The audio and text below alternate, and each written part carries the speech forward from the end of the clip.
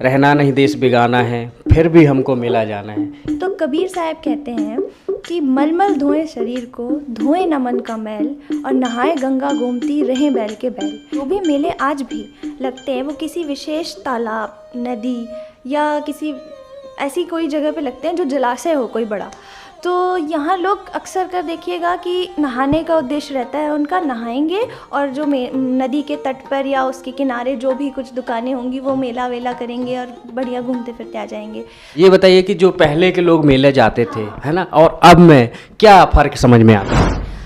Sir, पहले जो लोग मेले जाते थे तब इतनी आसानी से गैदरिंग नहीं हो पाती थी, लोग इकट्ठे नहीं हो पाते थे। पहले जंगल बहुत थे, आज जैसी जैसी सिटियां हैं वैसे बिल्कुल भी नहीं होते थे। आज मॉल हैं, आपको मॉल नहीं जाना, बाहर नहीं जाना, आप ऑनलाइन डिलीवरी कर सकते हैं। तो यहाँ कोई सेंस नहीं है कि आप मेले में जाके ख़रीदारी करेंगे। ये सिर्फ एक रूढ़ी है जो पहले करते थे तो हम अब करेंगे, पहले नहाते थे तो हम नहाएंगे, पहले वहाँ से कुछ लेकर आते थे तो हम भी जाएंगे। ऐसा कोई सेंस नहीं है, अभी मेले की कोई ज़रूरत नहीं है। पहले तो चलिए ठीक है, ज़रूरत भी थी और लोग जनरली नदियों के किनारे या नदियों में ही नहाने जाया करते। भक्ति मार्ग में देखें तो मेले से क्या संबंध है? भक्ति का मेले से कोई संबंध नहीं। ये संत कबीर साहब जी ने मध्यकाल में की थी। मध्यकाल आज से 600 साल पहले की बात हो गई लगभग। तो उस समय भी वो यही समझा रहे थे कि मेले ठेले जाने से आपकी मुक्ति नहीं होनी है, आपकी मुक्ति नहाने धोने से नहीं होनी है।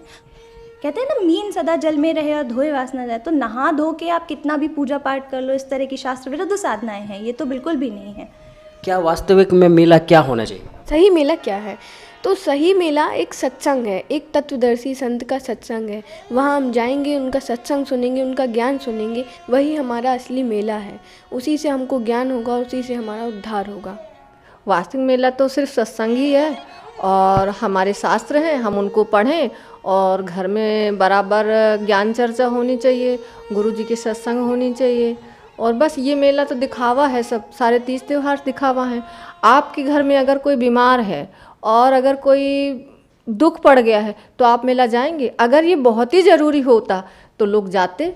अभी आपको नहीं लगता कि हम भी मेला जाएंगे मम्मी के साथ? और जी नहीं, मेरे को इसका अर्थ मालूम हो चुका है कि ये मेला एक तरह से निरर्थक है। हाँ, ये हम अपने पूर्वजों की रूढ़िवादी और ये रीति हम ढोते आ रहे हैं। आज मनुष्य शिक्षित हो चुका है, उसे हर प्रकार का ज्ञान है, तो उसे सोचना चाहिए, शांत मन से विचार करना चाहिए कि हम क्यों ये ढो रहे हैं ये रीति को। छोटे छोटे बच्चे होते हैं, रिसाज आते हैं, नहीं हमको भी मेला जाना है। हम ठीक से पढ़ने वाला व्यक्ति ये भी जानता है कि पुराने समय में मध्यकालीन संतों ने क्या कहा, कबीर परमेश्वर सबसे आगे थे। उस समय उन्होंने जो चोट की थी वो आज भी प्रासंगिक है। उस समय उन्होंने जो हिंदू मुस्लिम और एकता के लिए कहा था, धर्म के लिए कहा था, उन्होंने दोनों धर्मों की बुराइयों को उजागर किया था और उन्होंने शाश्वत धर्म का बताया था कि सही चीज़ क्या होती है, तत्व ज्ञान क्या होता है। तो संत गरीबदास जी महाराज जी भी मध्यकाल के ही हुए हैं। उन्होंने भी एक चीज़ कही है, ये रूढ़िवादी ना ढोने के लिए कहा है कि छोड़ देना पिछलों की रीत। मैं मास्टर्स कर चुकी हूँ दिल्ली विश्वविद्यालय से। सर, मेरा नाम पूर्णिमा है और मेरा विषय हिंदी रहा है। हिंदी का मध्यकाल मैंने गहन अध्ययन किया है, इसलिए मैं ये ठीक तरह से जानती हूँ कि ये जो भी रूढ़ियाँ हैं ये सारा कुछ लोकवेद है। लोकवेद का अर्थ होता है कि जो लोगों में एक दूसरे को देखकर की जाने वाली प्रथाएं हैं। जैसे आजकल बहुत सारे व्रत होने लगे, करवा चौथ का व्रत आप देख लीजिए, गुरु नानक जी ने ऐसा कभी नहीं कहा है कि करवा चौथ का व्रत रखना है। तो ऐसी बहुत सारी चीज़ें ये लोकवेद पर आधारित हैं। तो ये सारा कुछ लोकवेद है और कुछ भी नहीं है। तो ये मेले जाना, गंगा नहाना, ये दुनिया भर में जाना, उससे आपके कर्म नहीं सुधर जाएंगे। हमारे ये जो जन्म है मनुष्य का, सिर्फ हमें भक्ति करने के लिए मिला है। जो लोक वेद में कहा गया है मेला, तीज, त्यौहार, इसलिए वो मनाते और हमने इसलिए छोड़ा है। जब हमारे गुरुजी से पहचान हुई कि ये तत्वदर्शी संत कौन है, जब हमने उनको जाना समझा तभी हमको ज्ञान समझ में आया। और आज के समय में तत्वदर्शी संत सिर्फ संत रामपाल जी महाराज ही हैं। और जो सच्चा गुरु होता है विश्व में एक ही होता है और वही भगवान होता है। आपने बचपन से देखा होगा कि भीड़ की तरफ लोग ज़्यादा चलते हैं, अकेले चलने वाला कोई बिरला होता है। तो बिल्कुल यहाँ पे भी यही बात बैठती है। संत रामपाल जी महाराज जी ने सारे नकली धर्मों की पोल खोल दी है और एकमात्र ऐसे संत हैं जिन्होंने हर एक धर्म की बुक को खोल कर बताया है कि देखो यहाँ पर ये लिखा हुआ है, यहाँ पर ये लिखा हुआ है। और ज्ञान नहीं समझना चाहता, वो साकट होता है। ना वो समझेगा ज्ञान, ना सामने वाले को समझने देगा। तो यहाँ पर ऐसी चीज़ है कि वो सत्य को एक्सेप्ट नहीं करना चाहते, बस वो ये कह रहे हैं कि नहीं हम ऐसा करते हैं, हम कैसे छोड़ दें। उनमें कायरता है। कबीर साहब ने एक चीज़ और कही है कि भक्ति करे कोई सूरमा, जाति वर्ण कुल खोए। जैसे मीरा जी, जब भक्ति करने पे व्यक्ति आता है, जब उसको तत्व ज्ञान समझ आता है, तो फिर उसे किसी की परवाह नहीं रहती। मीराबाई जो है कृष्ण जी की भक्ति कर रहे थे, इस पे आप बताएंगे? मीराबाई कृष्ण की भक्ति किया करती थीं, लेकिन जब उन्हें तत्व ज्ञान हो गया है तो उन्होंने संत रविदास जी से दीक्षा लेकर फिर कबीर परमात्मा की भक्ति की थी। जब आप उनके पद देखेंगे ना, तो कुछ पदों में जो उन्होंने संत रविदास जी को गुरु बनाने के पहले लिखे थे, उसमें श्री कृष्ण जी के बारे में मेरे तो प्रभु गिरधर नागर और ये सारे हैं, ठीक है। और लेकिन जब उन्होंने संत रविदास जी से दीक्षा प्राप्त कर ली थी, तो उनमें आप देखेंगे कि उसके बाद लिखे हुए जितने पद हैं, अविगत राम के ऊपर लिखे हुए पद हैं। जैसे कि उन्होंने दीक्षा लेने के पश्चात जो अमर मंत्र प्राप्त हुए मोक्ष प्राप्ति के लिए, उसके लिए उन्होंने ये लिखा हुआ था, गाया था कि पायो जी मैंने राम रतन धन पायो, वस्तु अमोलिक दी मेरे सतगुरु, कृपा करी अपनायो। मीरा जी कबीर परमात्मा की भक्त हो गई थी संत रविदास जी से नाम दीक्षा लेने के बाद। मीराबाई की बात कही आपने, उनको तो जहर दिया गया था बताया जा रहा है। बिल्कुल जहर दिया गया था, उनको बहुत सी अन्य प्रताड़नाएं भी की गई थी और वो काफ़ी दुखी हो गई थी। क्योंकि जैसे आज देख लीजिए कि हम संत रामपाल जी महाराज जी के भक्त हो गए हैं, तो भी हमें कई बार समाज से, परिवार से, मतलब जो बाकी कुटुंबी हैं उनसे ताने सुनने पड़ते हैं कि अरे ऐसा कुछ नहीं होता, अरे ऐसा कुछ नहीं होता। तो उसी तरह से जैसे भक्ति करने के लिए आज हमें भक्ति करने के कारण हमें प्रताड़नाएं मतलब सुननी पड़ रही हैं, ऐसी मीरा ने उस समय पे देखी थी। और मीरा जी ने जहर का प्याला बेशक पिया था, लेकिन वो कबीर परमेश्वर के वजह से वो अमृत बन गया और मीरा जी गई थी। मीराबाई जो है कृष्ण जी की भक्ति कर रहे थे, इस पे आप बताएंगे? यहाँ एक तर्क उपस्थित करना चाहूँगा। एक सर्प वाला भेजा गया था कि वो खोलेंगी तो सर्प डस लेगा, मगर वो एक नौलखा हार बन गया था। तो कृष्ण जी की जब मृत्यु हुई थी तो वो एक पेड़ के नीचे बैठे हुए थे और उनके पैर के उसमें एक पद्म चिन्ह था जो मृग की आंख जैसा दिखता था, चमकता था। तो एक शिकारी ने उनको तीर मारा मृग की आंख समझकर, और फिर उन्होंने कहा कि मैंने माफ़ी मांगी उन्होंने कि गलती से लग गया, मुझे लगा कोई मृग है। तो उन्होंने कहा नहीं, ये पूर्व जन्म का संस्कार है। तो मैं ये पूर्व जन्म की बात यहाँ छोड़ देता हूँ। तो जब वो अपने खुद का तीर जो लगा उससे नहीं बच सके, उससे वो अपने को बचा नहीं पाए, अपनी उम्र बढ़ा नहीं पाए, तो वो मीरा के जहर का प्याला कैसे एक अमृत में और सर्प वाला डसने वाला उसको नौलखा हार में कैसे परिवर्तित कर सकते हैं।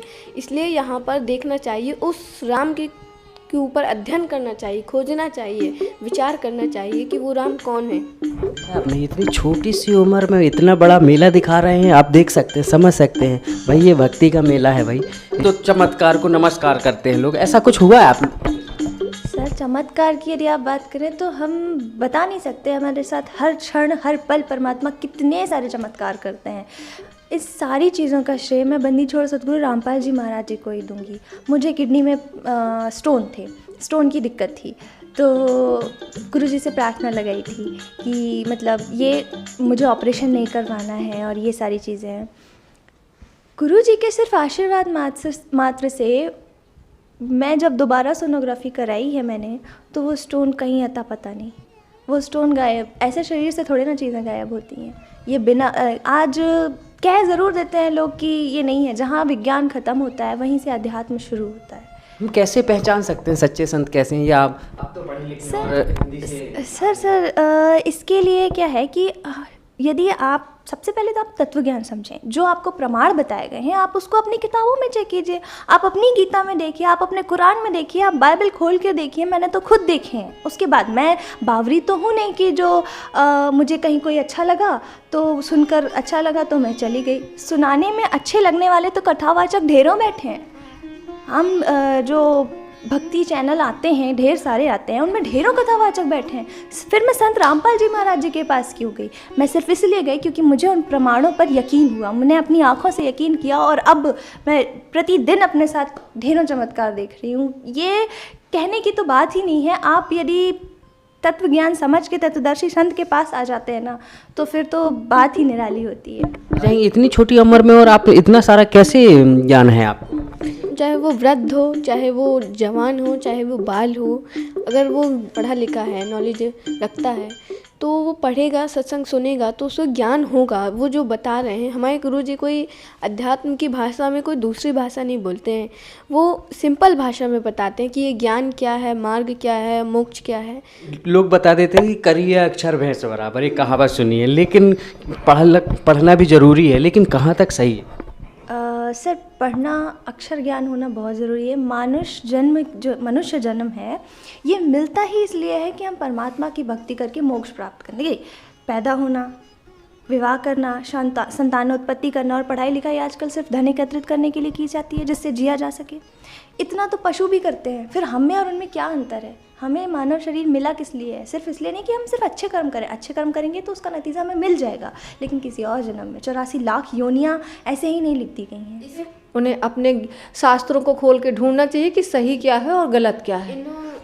भाई यदि अक्षर ज्ञान नहीं होता, पढ़े लिखे नहीं होते, तो इतना सारा ज्ञान कैसे लिख देते? ये भी तो एक प्रमाण कह सकते हैं। बिल्कुल सर, कहते हैं मसी कागज छुयो नहीं, कलम गयो नहीं हाथ। मैं तो यही कहूँगी कि 7 समुद्र की मसी करूँ, लेखनी करूँ बन रहा है, धरती का कागज करूँ, गुरगुण लिखा ना जाए। तो आज कवि भी वही था और जेई भी वही है। आप आज नहीं मानेंगे तो आप कल मानना ही पड़ेगा आपको। तो आज तो परमात्मा खुद स्वयं आए हुए हैं, क्योंकि तत्वदर्शी संत तो आज संत रामपाल जी महाराज, तब आपने नहीं सुना, आज संत रामपाल जी महाराज आपको सब कुछ खोल कर बता रहे हैं। अगर आप में लगन है तो आप खुद पढ़ें और खुद देखें, नहीं तो भक्ति पूर्व संस्कारों के कारण होती है। तुलसीदास जी ने रामचरितमानस में कहा है कि तुलसी पिछले पाप से हरि चर्चा न भाए, जैसे ज्वर के वेद से भूख विदा हो जाए। तो यदि भक्ति की उमंग होगी तो व्यक्ति तत्वज्ञान समझेगा, उसे चेक करेगा, और जो तत्वज्ञान समझ जाता है वो यहाँ से जाता ही नहीं। कि बहुत सारे धर्मगुरु जो हैं अपनी अपनी ढपली, अपना अपना राग बताते हैं, उसमें आप क्या कहें? आप अच्छे से परखें। हम घड़ा मटका भी लेते हैं बाज़ार से तो ठोक बजा कर लेते हैं। आप बेहतरीन तरीके से अपने घर पर बैठकर अपने शास्त्रों को खोल कर देखिए। जब दुविधा में होते हैं तो शास्त्र ही प्रमाण होते हैं। तो हाँ, आप कुछ बोल रहे हैं? मैं ये कह रहा था कि इन्होंने कहा भक्ति की उमंग, और मानव जीवन में ही हमें इसी जीवन में भक्ति करना है, क्योंकि 84 लाख योनियाँ बहुत होती हैं। उनमें भी हम अगले जन्म में अपने पाप और पुण्य के हिसाब से किसी भी योनि में जा सकते हैं।